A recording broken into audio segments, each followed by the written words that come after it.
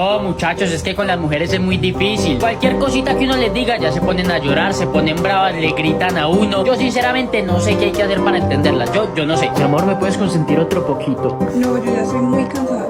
No, tranquila, que con eso ya entendí que tú aquí no me quieres. Pero mi deja de ser tan exagerado. Exagerado, tras de eso te atreves a insultarme. Eres consciente que me lleva a nuestra hija, ¿cierto? Mi amor, pero no es para tanto. Ah, no es para tanto. Prácticamente me dijiste que no me quieres y no es para tanto. Ah, ¿Y sí. a dónde te vas a ir hasta ahora? Buena pregunta.